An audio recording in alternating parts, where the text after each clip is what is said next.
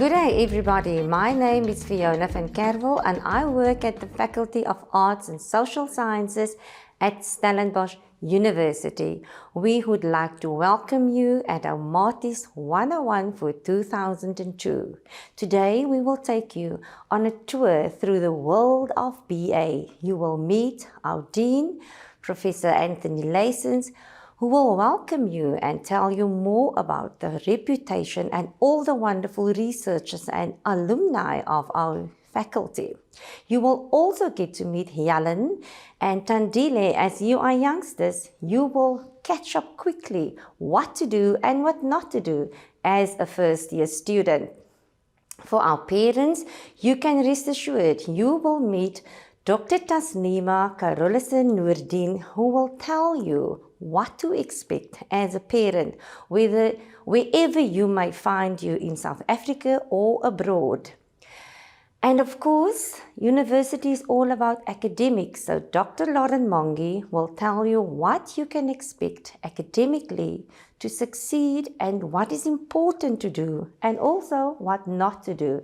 And of course, there's always help available. So Ms. Cheryl Richardson will tell you about support structures that's available at the university to make sure that you have the best time of your life, socially, academically, and of course, become a young professional. My name is Professor Anthony Leysens, and I'm the Dean of the Faculty of Arts and Social Sciences, or as many of our students call it, the Arts Faculty. Our staff will be taking you on a further tour of all we have to offer in this dynamic space, which, as you heard before, consists of 18 departments split into 3 groups focused on the social sciences, languages, and the arts. I know that many of you, along with your parents, might find yourself feeling indecisive about whether to head straight to university after school or to explore the world by taking a gap year. This is particularly true if you're not entirely sure whether the degree you've chosen to pursue is the one for you. The best way to determine what you should do next is by considering a few advantages and disadvantages. One advantage is that the earlier you start, the earlier you will finish. Perhaps you want to enter the job market as soon as possible. There may also be some unforeseen twists and turns in your studies, which could lengthen your time at university. Another advantage is that you will be entering university life with some of your friends from school, and you'll be following the same timeline as they are. Also, when you're younger, you have fewer responsibilities. But having said that, the age at which people settle down, cement relationships, and have children has increased significantly to their late 20s and early 30s even. A disadvantage could be that by the time you finished high school, you've been a learner for some 12 years and you haven't really experienced enough of the real world to understand and make an informed decision about what to study. Taking some time out allows you to explore that world by traveling, working, or even doing some volunteer work. Time off between high school and university can be used to improve your academic skills and your sense of responsibility before going into this new, different, and challenging environment of university academics. Finally, doing some part-time or full-time work allows you to save up for university, which is an expensive investment, particularly if you're self-funded. That is the route I took many years ago. The arts and social sciences focus on creativity, collaboration, and interpersonal and intercultural communication skills, as well as ethical considerations related to the advances in artificial intelligence which place the humanities at the forefront of what we call an education of the new soft skills knowledge worker in the cultural, the creative, the service, and the digital industries. This is the human interface, which we think is crucial for innovation and our understanding of the great challenges of our time, such as changing identities, different cultural norms and understandings, social movements, democracy, and inequality. Not to mention the socio-economic consequences of the pandemic and rapid technological change. I hope you'll continue on this journey with us as we dive into the number of degrees you can pursue in our faculty. Hi, so now we are going to meet Dr. Lauren Mongi and have a little chat about expectations as a first-year student at Stellenbosch University, specifically in the Faculty of Arts and Social Sciences. So Dr. Lauren Mongi, just tell us a little about yourself. You know, what you do at the university, and anything you'd like to share. Okay, so I am a lecturer in the Department of General Linguistics, and I am a critical discourse analyst, which means that I work with media, texts, and ideology. So I've been lecturing for about 15 years now, and I'm also the chairperson of the faculty's transformation committee. So that's also something that's very close to my heart. And anything you'd like to share with first years or prospective first year students regarding your field of study? So linguistics is a scientific study of human language, not one particular language, just languages in general. So we look at the structure of human language, the origin of human language, and very importantly, the social use of human language. So we look at the intersection between language and identity, language and power, and language and society. So that's really what it's about. So Dr. Mongi, we are having a chat with the students who accepted some offers within our faculty. Now, there's diverse degree programs that they can choose from. What would some advice be that you would give these students for their first year? I think they need to do a lot of research before choosing their subjects. I think they need to read about all of the different options, especially because there are so many subjects on offer that they've never had exposure to before, like philosophy and anthropology and linguistics. So they really need to do their research before they come, and then they need to keep an open mind. So even if you've done your research before the time, come to campus with an open mind and be prepared to be exposed to things you might not have thought would be for you, and try new things. So that would really be my best advice, is do your research and at the same time keep an open mind so that you can find something that you're really passionate about and also something that really works for you.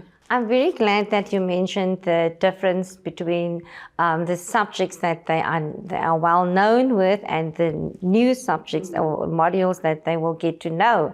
So having a big difference between school and university, especially when the way they have to approach their academics. Any advice for them? So there is a big difference between school and university. I think the biggest difference is that in university you have to take responsibility for your own studies. Your lecturers will not go looking for you. They will not remind you about things. They won't check on you if you're not there. So you really need to take a lot of responsibility, and you need to prepare yourself for the fact that university is going to be more academically challenging than high school. So obviously you've done well in high school in order to be accepted into our institution, but they need to be prepared for a challenging curriculum, and they really need to be prepared to take responsibility from day one. Okay, so does that mean students that had this great marks at school, does that mean that's not something that they can expect from university? It's super unpredictable. Sometimes we have students coming in with very low marks and achieving very high marks in university, and vice versa. It depends on so many different factors. So it's really very unpredictable. But I would say that just because you got great marks in high school doesn't guarantee you great marks in university. It takes a lot of hard work. So you definitely can't ride on your high school marks, but it's impossible to say, really. How can one go about to not ensure, because nothing is sure, but to what can one do to better your marks at university, or just to make sure that you pass and you are part of something with the retention rate? So the most important thing is class attendance. If you don't attend your classes, you will not learn what you need to learn, and you will struggle with the assessment part of university. So students need to attend every single class every single week. And that's very hard for some people because there's no one checking on them and there's no one making them go. So the most important thing in order to pass is go to class every single day, every week, faithfully. And then students have to prepare for class. So it's not like high school where you just rock up not knowing what you're going to do that day. You need to prepare your readings. Students need to engage with their lecturers in class. They need to ask questions when they're unsure of what's going on. They need to develop their note-taking skills as well and take notes in class so that they can remember the content afterwards. So there's a couple of different things that students need to do. But like I said, the most important is go to class, pay attention, take your notes, do your readings, and speak to your lecturers when you're not sure about what's going on. So, Lauren, if a first-year student sit in this class with 300 other students, and it's not very easy just to raise your hand and ask a question, what kind of advice would you give to such a student? So you can always speak to the lecturer after the class. You can approach them when the class is finished and have a private conversation with them. You could send them an email, or you could request a private one-on-one meeting if you're not comfortable speaking in front of a large group. So lecturers are very, very open to different ways of meeting with students and interacting with students. We understand that different kinds of students have different needs, and we're happy to accommodate those needs. That's very reassuring.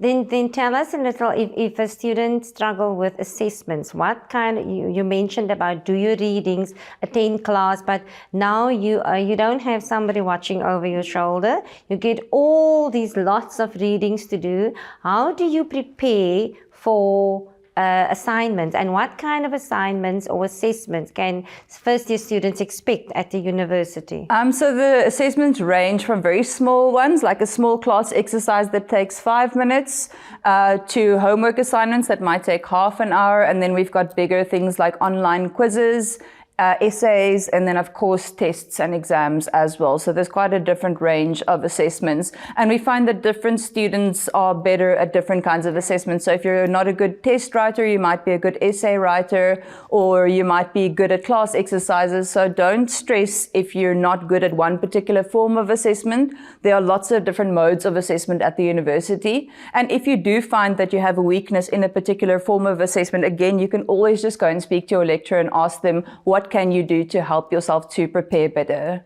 Okay, and being a student in a faculty with three different focuses, we have the arts, we have languages, and we have social sciences. And some of our students will do a module within those different departments.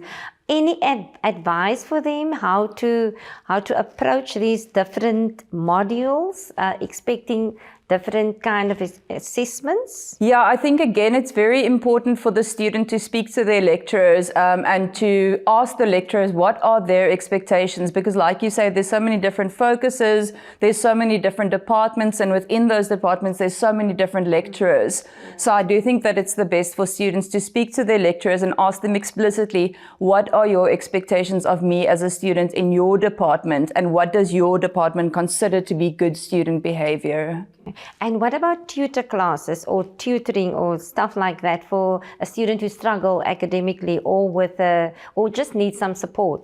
So a lot of first-year subjects have set tutorials that all of their first-year students do, regardless of whether they're struggling or not.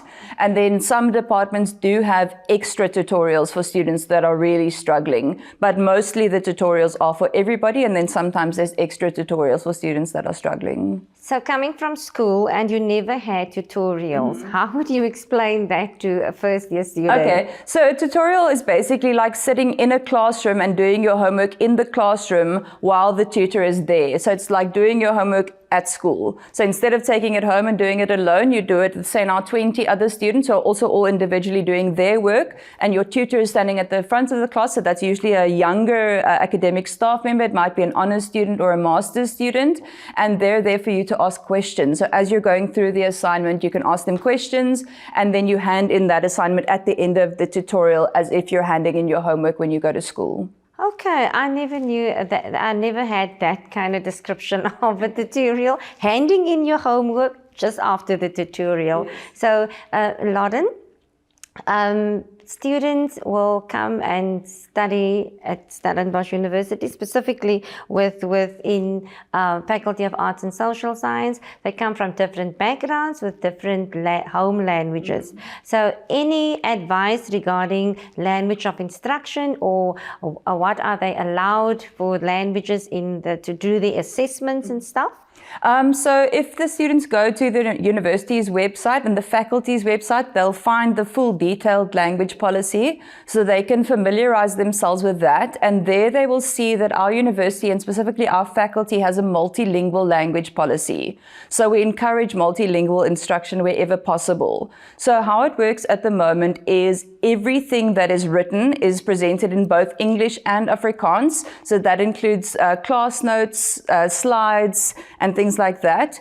And then all assessments can also be done in English or Afrikaans. That's in subjects that offer English and Afrikaans instruction. And then the main content of the lectures is conveyed in English and summaries are given in Afrikaans. We also give terminology lists in Afrikaans and isiXhosa where possible. So we do encourage multilingual instruction as far as possible.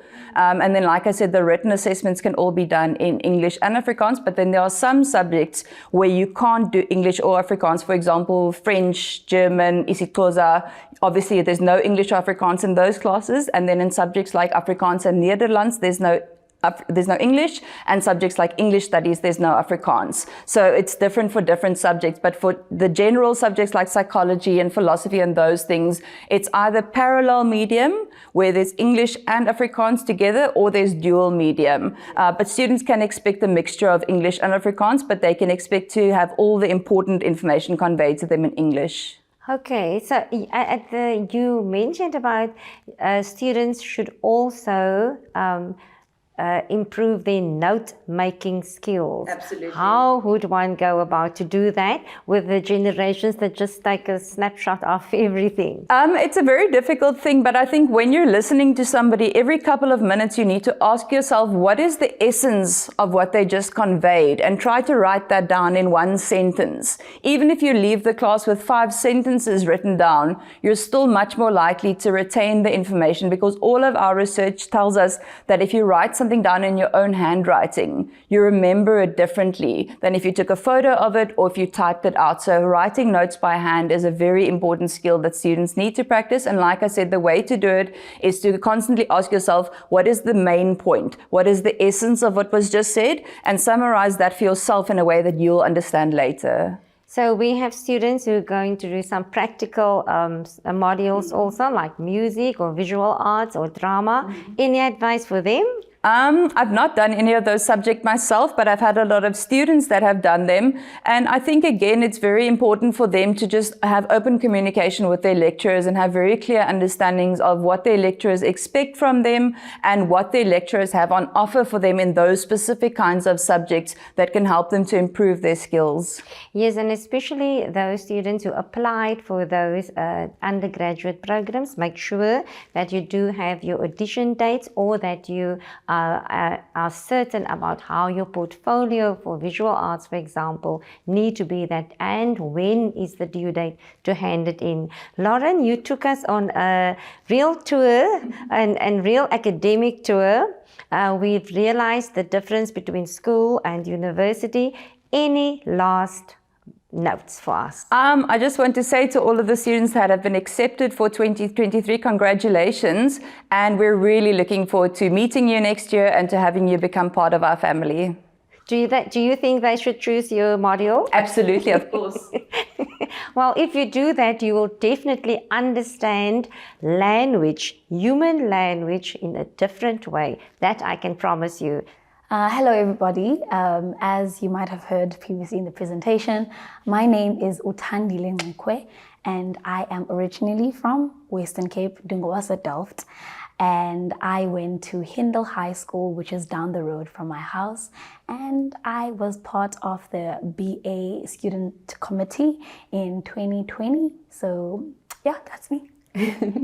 And I'm Helen Mile. I hail all the way from Limpopo in a little town called Groblersdal. Currently studying social work in my 3rd year, and I met Tandile in the BA student committee as well in the year 2020. Yes, COVID. Yes, yeah. COVID. Okay, cool. I didn't say what I study. I studied BA Humanities. Hopefully, I'm in my final year, and that's something we're going to touch on later. But Helen, seemingly that we've been here for quite a while, me and you. Please just take us through the journey. How have you been finding it? Some good and bad, some do's and don'ts, some tips and tricks. So I came here all on my own in a bus from Limpopo.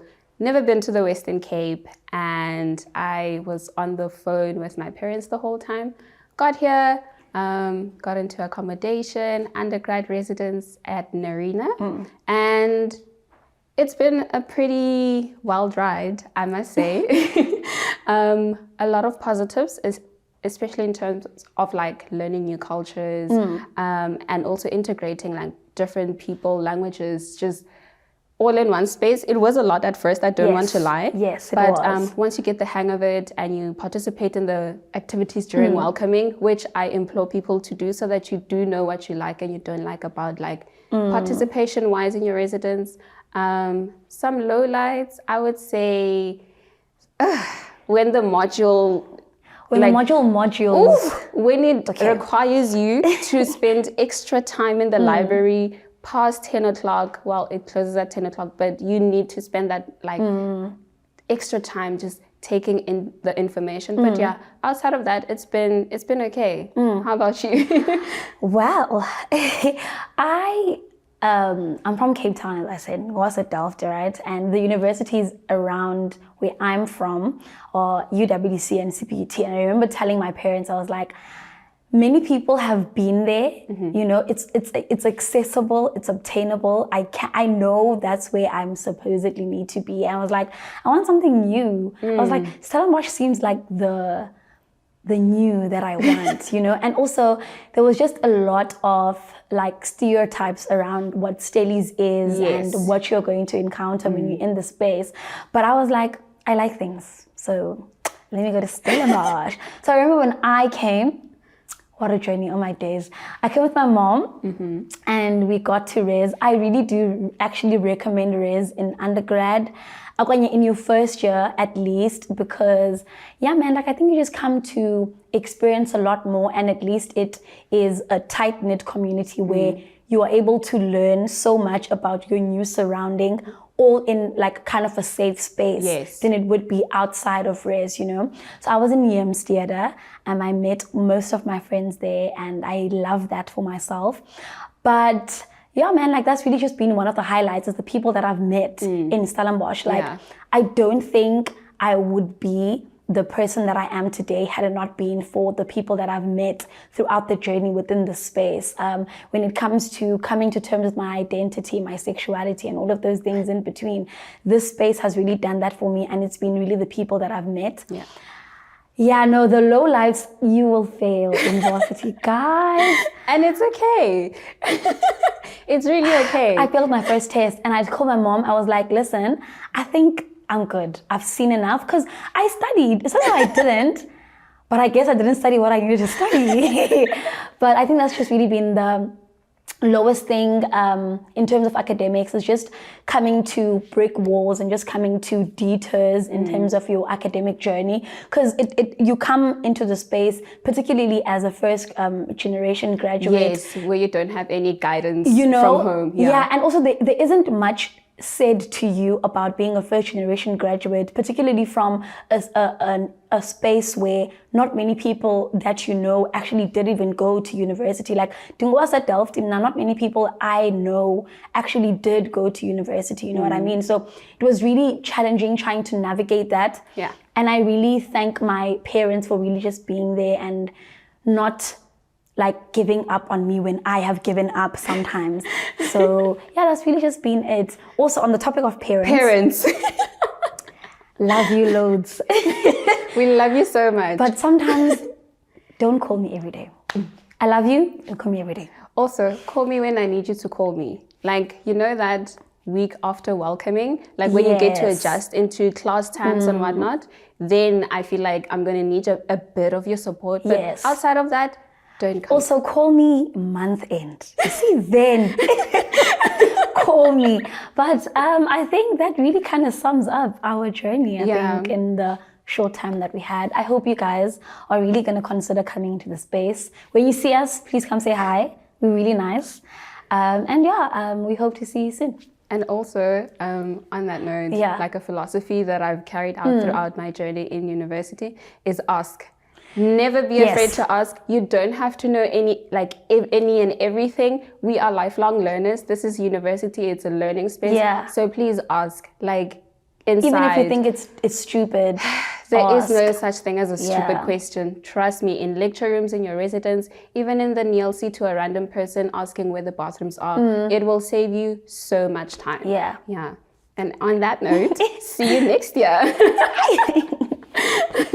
Hi, so now we are going to meet Miss Cheryl Richardson. She's going to tell you a little about who she is, what she do. And so Cheryl, the floor is yours. Tell us a little about yourself and also your relation to Faculty of Arts and Social Sciences. Hi Fiona, I'm Cheryl Richardson. As you said, I'm the Faculty Administrator for Arts and Social Sciences. So in my office we deal with the admissions of first year students as well as the process from first year all the way through to when they graduate eventually. That's what we do on a daily basis.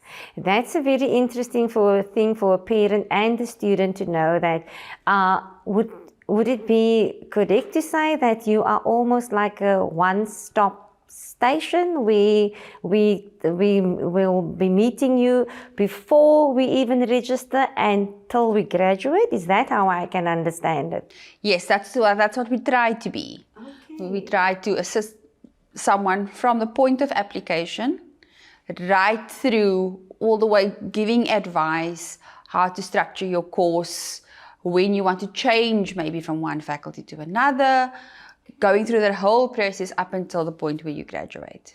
So Cheryl, today our clients, our prospective students are youngsters who already accepted the office of the university. What are important dates for them to be aware of? I think the most important dates, and I'm sure some of them have not accepted their offer, so the most important date is the 30th of September, which is the final date where they can accept offers. After that date, the offers will lapse.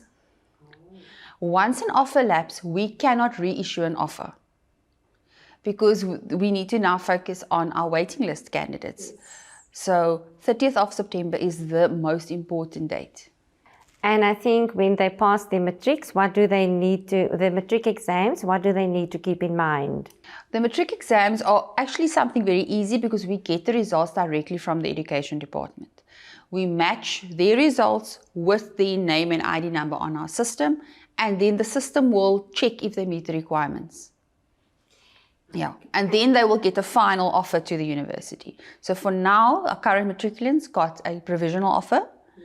And then after the matric results, they will receive a final offer of admission, which they also have to accept within 10 days, if I'm correct. Okay, so that might be sometime in January when they get the results. So what is important for them, Cheryl, to remember when they get the matric results?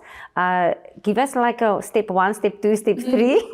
Okay, so when you get your results, do a checklist. Look at what your program's admission requirements are.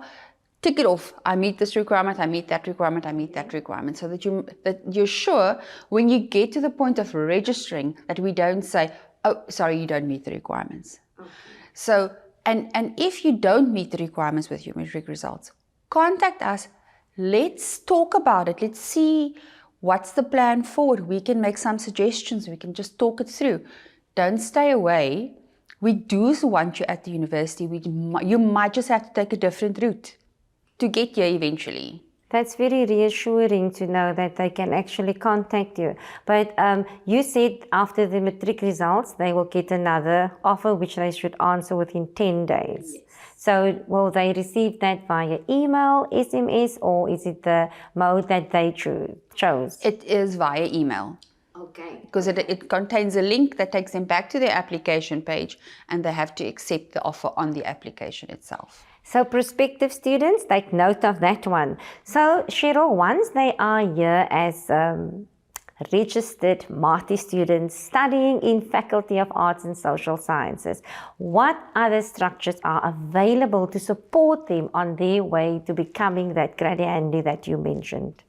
Well, there's Admin A, which is probably the most important place to know of. You know, there's lots of rumors on campus of don't do this, do that. If you follow this, it will take you there. You know, those kinds of rumors. Don't listen to the rumors on campus. Okay. Rather, if you have a question, come to Admin A, come and ask us. We are your first point of call if you have any questions. If we can't assist, we will direct you to where you need to be. Because lots of our students should also know about the Center for Student Counseling and Development, which is very important. They've got wonderful workshops that can help students academically and personally. And that's also somewhere where we normally will direct students. But I would say those are the two most important structures, is your admin office and the Center for Counseling and Development. Okay, so if a student struggles with anything, you go to Admin A, you ask for somebody, or can they just go there, Cheryl? Do they need to book something? Do they need to send an email? You know, this is total youngsters and coming to university for the first time, being anxious. So what do? Do they just go to Admin A, speak to somebody, or what is that process? Please take us through that one. They can actually just come in. We have an open door policy where you can just walk in from the street. You can go to the client service desk and they will direct you to where our offices are. We do have a booking system in place as well. So if you do want to make a booking, you're more than welcome to. You can choose any of us to go and see. But anyone is welcome at any time. So once they have registered for a certain degree program and now they would like to change some modules, how do they do that, Cheryl? They will come in to their specific faculty officer, for example, and that person will assist them. Okay. So you come in, you go to the one-stop station, you speak to somebody there, you tell them, I'd like to change a module, and they will refer you from there. Yeah, either we will assist in our offices, or if we need to, we can refer you to who you need to go to. Obviously also within the time parameters, because there are time restrictions as well, when you can change modules throughout the year.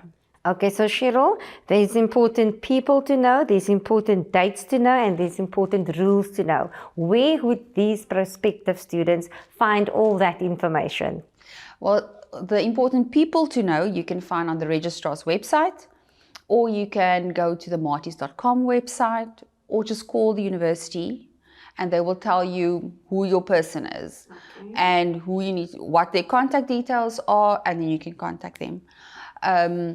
Then I think the important dates, as I said, was the 30th of September. That's the most important date at the moment for them to know, so they can accept their offers. Because having a conversation telling someone your offer has lapsed, I cannot reissue, it's not a nice conversation to have. I understand, yeah. It's a disappointing thing. It is. It's very disappointing. And for us as well, it's not something we like to say. I mean, yeah. Okay, but we can prevent that because most of our Matis 101 students have already accepted their offers. And then you said, then watch your matric results, make sure you meet the requirements, you register, and if you have any inquiries, you walk into the Admin A and you state your problem, and then you will be referred. Is that correct, Cheryl? Yes, yes. Okay. Any advice for parents, because they would also like to be reassured? I think for parents, trust your child and build a trust relationship with him, because As at university, the student is our client. It's our primary client. So when it comes to sharing information, if you call us, we cannot share what is the exam results, how are things going. That's something that you need to work with your child. Ask them for access to their online profile so that you can go on and check. Ask them what their password is.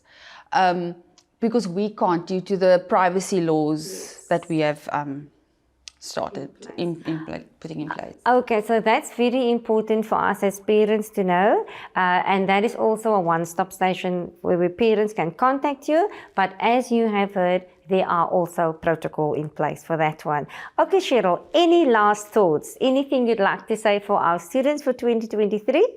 Well, from us at the admin office, we just like to say, best of luck with your final exams.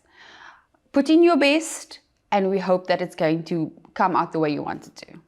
And as Cheryl also said, if it doesn't, give her a call and maybe there's a different route to follow. Thank you, Cheryl. It was so nice having this chat with you. And thanks for the reassurance that students and parents can walk in or email or just contact you via the website, and you have an open door policy. Best of luck also to you. Thank you, Fiona. Thank you. Hi everybody, and we're back again. Today we are going to meet Dr. Tasneema Cornelissen Nordin, and she's with the Department of Social Work. So Dr. Tasneema, tell us a little about yourself. Good afternoon, everybody. I'm Tasneema Cornelissen Nordin. I studied at Stellenbosch University and I'm a qualified social worker, now lecturing at the Department of Social Work. And teaching at first, second, third year levels, undergraduate, and enjoying Stellenbosch University. Was here as an undergrad way back, and now teaching. And Tasneema, I'm sure you're a parent too. I am a parent of two little girls, age 4 and 9. They will be telling me going on 5 and going on 10. Okay, so you know all about what parents can go through, or you can share some advice with our parents, because you know now the parents are sending off. It might be the little ones, as you mentioned, it's still their children, even you know from experience yourself. So tell us, what can a parent expect from university life? What is different from, I was in school and now all of a sudden my 18-year-old has to leave home and go to university. Give us some advice. I think it's probably more traumatic for the parents than it is for the children. Parents, I think your children are excited to leave home. They may be scared and very vulnerable, but excited. And I think as the role of the parent is to encourage the excitement. It's a new phase of their development. They need to be supported from a distance. And for parents to take value and respect what they have instilled in their children in terms of values and ethics from home, that which they've taught their children at home, to be able to live that on campus. Children are coming into an environment that is very diverse. They will be exposed to things that they've never seen before. And for that reason, parents need to be available to their children to support that.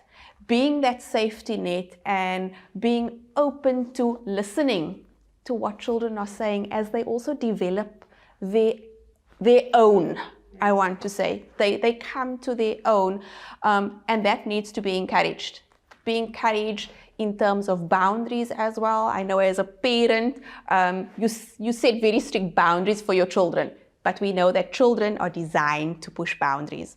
And as your young child now moves into adulthood, pushing those boundaries become a reality as they are exposed to so many different experiences, so many different cultures, so many different views of life. And for your children to know that you are there, to pick up the phone and say, Mom, Dad, this is my experience, this is what I've been living, and to engage in those conversations. We may have parents that are overprotective of their children, making it even harder. And that is okay. We want to protect our children, but it is an opportunity for us as parents also to step back a little bit and allow that development to take place, leaving your children with a feeling that you still have a safe place at home. You can still pick up the phone. When I was a student, technology was not so great as it is now, where we had to stand by the ticky box and call home. Now children have access in the palms of their hands, and to encourage that. Not all the time, obviously we can't also call our children all of the time, but when the opportunity does arise and the child does have something to share, for children to know that parents are there and for parents to create those opportunities for them to do so. Thanks for that. So at university, the student are actually the client and not necessarily always the parent. So some of the emails or correspondence might go to the students who must have enough skills to manage all that stuff. So being a parent and being miles away from home, give us some practical advice. What would you tell a parent, some practical things to do and not to do to ensure, because you mentioned about the values, which is so important, because I read the other day, if we follow our values, who needs rules? So if we follow those values that parents instilled in us, what is the practical advice, things that you mentioned about not calling every day, but give us some other advice also, being a lecturer at the university, working with these youngsters.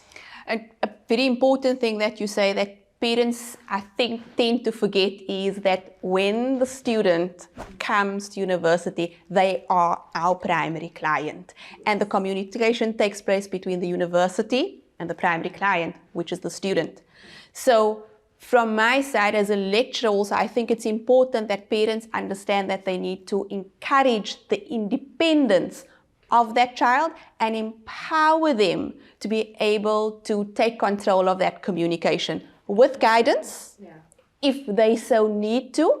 But should the child, for example, have an issue or something that they are unclear about, not to call mom and dad, to please call the department. So should the child call mom and dad and say, you know what, I have a problem, will you please sort it out for me? Stop your child. Say, you know what, your problem. This is how you approach the lecturer. This is how you approach the department. It is your problem. You know it best. I don't. So that is important, and I think in our faculty, we are very open to receiving our students, from administrative staff to lecturing staff. We try very hard within our faculty to engage with the students and to get to know them. And in doing that, we are also allowing, as parents, our children the opportunity to grow in building professional relationships with administrative staff at the university, as well as with lecturing staff. And that is part of their professional development. So, pause. I know as parents, you want to protect your child, you want to step in, but empower them to step up for themselves, as the academic journey is more than just the studies. It's about growing personally, it's about growing professionally, and it's about growing independently. Because what do we want to foster? We want to foster independent learning, and we want our students to graduate being independent and being whole, to graduate as a whole person that is not dependent, but rather independent and can make a difference in our community.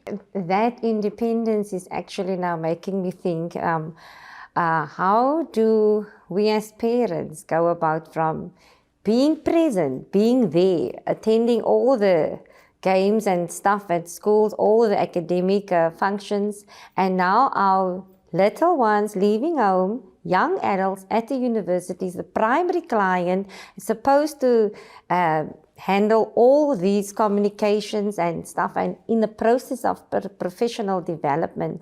So how do we as a parent make that change from being a present parent, from being a more absent one? And specifically when you think about your youngster is at university now, there are issues with social behavior, it's academic success that needs to be in place. There's also stuff like personal safety, because we read about all these stuff. And so would you advise us as parents to be present and absent? And I think for a social worker, that one must be very easy to explain. Fostering independence doesn't start when your child comes to university. Step one. And I think often we think it just happens. It doesn't just happen. It's a process. It's a process from the time your child goes to grade R. That letting go. Starting from, you are now able to tie your own shoelaces, I don't need to do it anymore. Starting from not picking that little one up and putting them down at the school gate, but rather that little one stepping out of the car themselves, carrying their own bag and walking to school.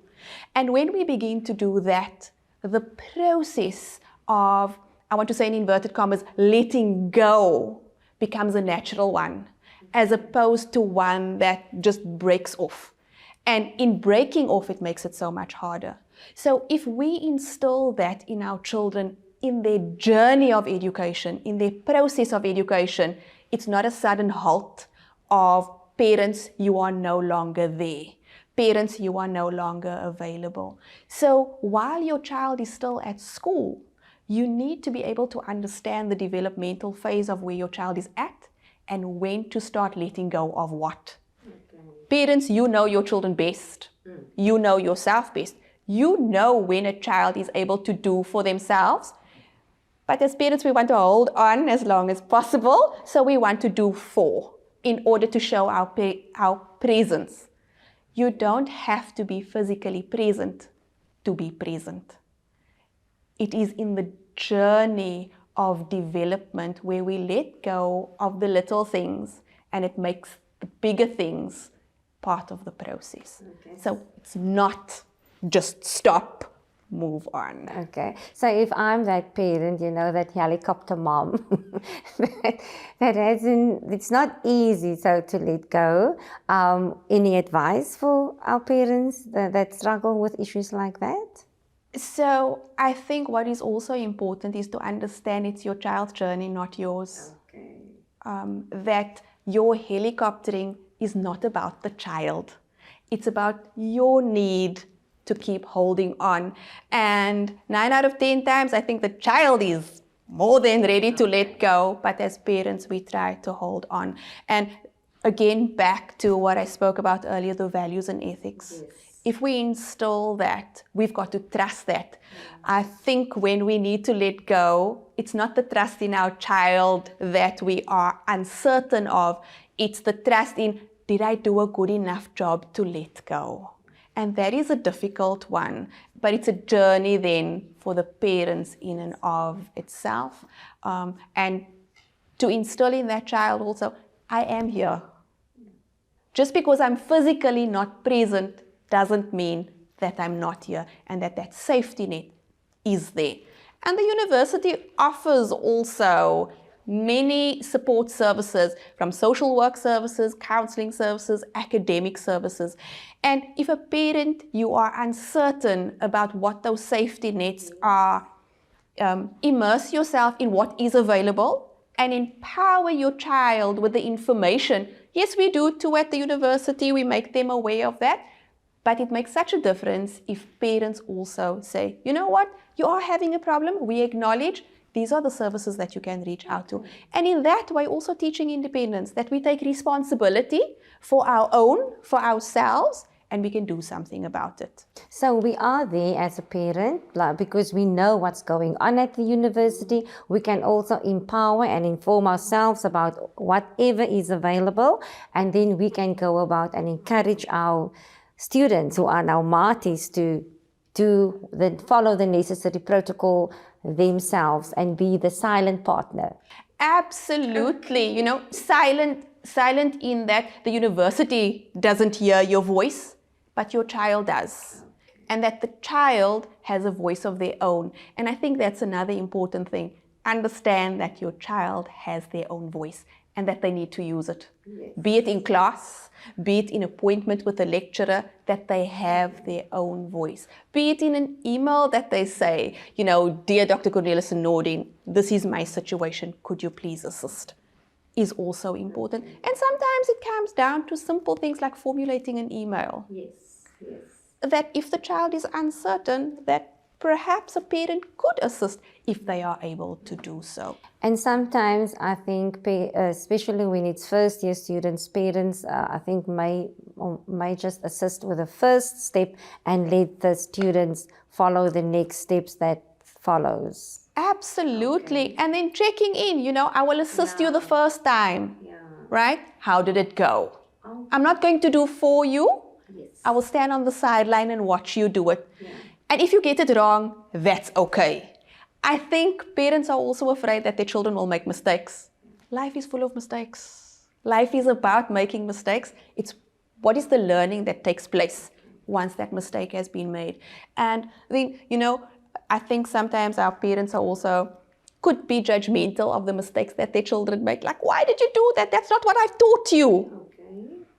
I don't think children often, or they don't want to hear that. They want to hear, you've made a mistake, acknowledge that the mistake was made. How are we going to learn from it? You know, sometimes as a parent myself also, we tend to overreact, you know, and then it's not received by the child the way we necessarily intended. So to be mindful also of our engagements, that parents, you are now engaging with a young adult. No. So the communication and the relationship dynamics also begin to change. And parents to empower themselves with that information as well, and then carry it over to their children.